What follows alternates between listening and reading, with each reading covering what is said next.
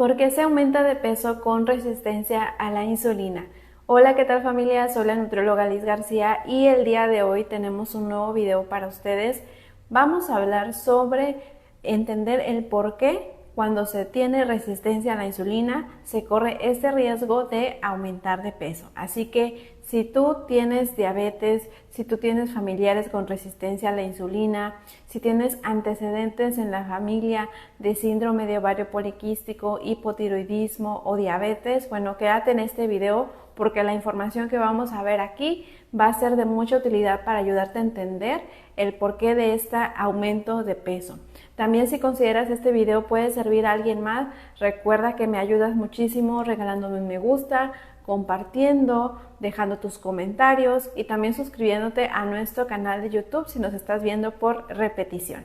Muy bien familia, pues sin más por el momento vamos a comenzar, ¿ok?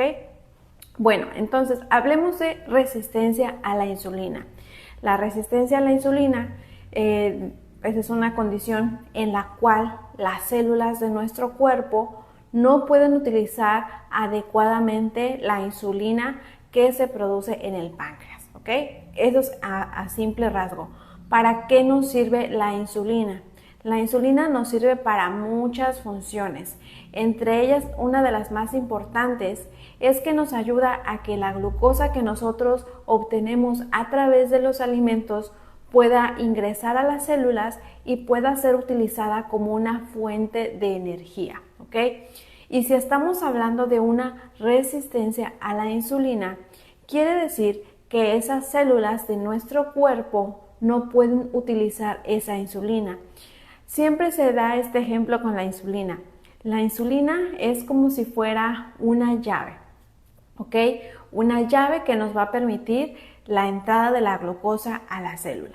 Pero si nosotros perdemos esa llave, pues esa glucosa no va a poder entrar a la célula, o si esa llave que viene siendo la insulina no funciona adecuadamente, entonces esa glucosa que nosotros estamos recibiendo a través de la alimentación no se va a poder utilizar por nuestro cuerpo, ¿ok? Esa es una de las principales razones por las cuales una persona que tiene resistencia a la insulina empieza a aumentar de peso. Va de nuevo para las personas que se van conectando, ¿ok? Bueno, cuando tenemos resistencia a la insulina, la glucosa que consumimos con la alimentación no se puede utilizar, no puede entrar a la célula y por eso se acumula en la sangre, ¿ok? Bueno, y de ahí pasa al siguiente nivel, empieza a acumularse esa azúcar, esa glucosa en la sangre. Y como no se puede usar como forma de energía, ¿qué es lo que sucede? Empieza a acumularse en nuestro cuerpo en forma de grasa.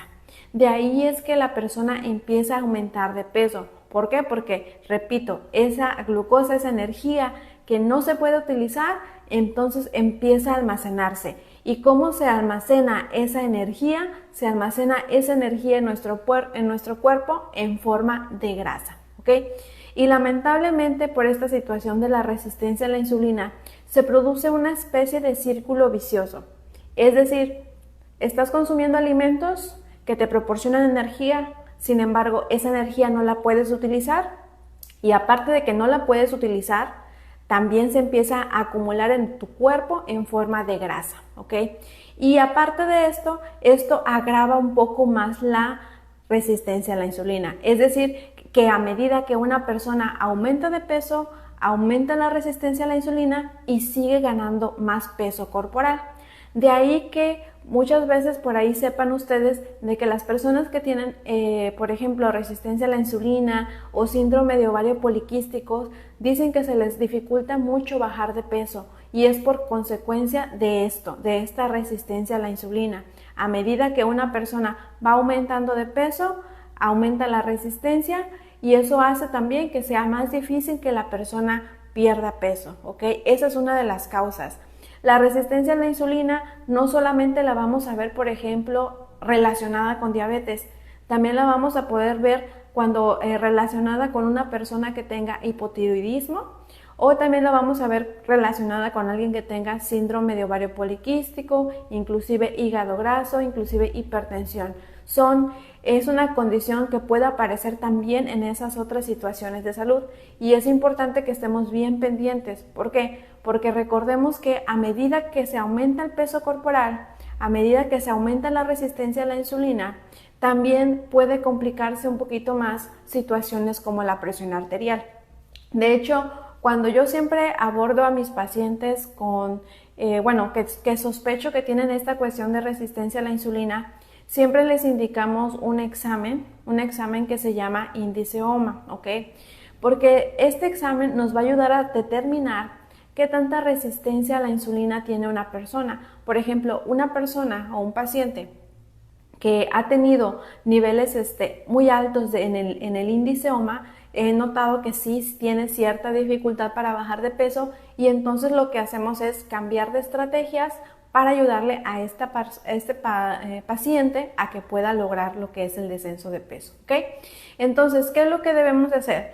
La resistencia a la insulina se puede medir, se puede determinar, podemos conocer en qué nivel te encuentras y dependiendo de ese nivel son las estrategias nutricionales que se van a aplicar para ayudarte a revertir la resistencia a la insulina. Porque la buena noticia es que la resistencia a la insulina se puede revertir. Es decir, podemos hacer que, desaparezca. Esa es la buena noticia. Si tú te encuentras solamente con resistencia a la insulina, con prediabetes, perfecto. También es importante aclarar que la resistencia a la insulina va a estar también asociada o va a ser una de las principales causas que aparezca diabetes. Entonces, ya después esta resistencia a la insulina en diabetes ya no se puede revertir, pero si tú solamente tienes esta condición y no tienes otra situación de salud, entonces hay muy buenas noticias. Se puede revertir, se puede trabajar en ello a través de cambios de estilo de vida, a través de un cambio en la alimentación, a través de implementar, por ejemplo, en la cuestión de una guía o un esquema de alimentación. El método del plato es muy recomendado para estas personas que tienen esta situación para que puedan distribuir su plato de una forma saludable, que aquí brevemente se los voy a explicar. La mitad del plato, de un plato de 23 centímetros, debe de corresponder a vegetales sin almidón, ¿ok? Una cuarta parte debe de corresponder a alimentos como cereales y tubérculos que nos van a aportar carbohidratos, que nos van a aportar energía y que se van a transformar en glucosa.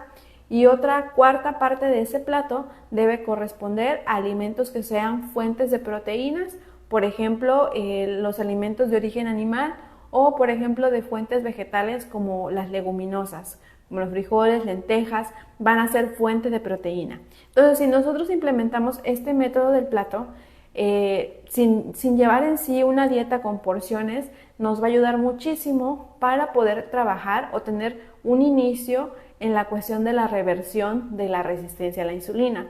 Obviamente quizás necesites más asesoría sobre porciones, cantidades, preparaciones de alimentos y ahí te invito a que consultes un nutriólogo para que te asesore o si tú gustas también nosotros te podemos asesorar en vía online para darte una pauta de alimentación para ayudarte a revertir esa resistencia a la insulina. ¿Ok, familia? Me dio mucho gusto que estuvieran aquí en este video. Espero que haya sido de utilidad. Recuerda que si fue así me puedes regalar un me gusta, comentar, compartir para que este video siga llegando a más personas.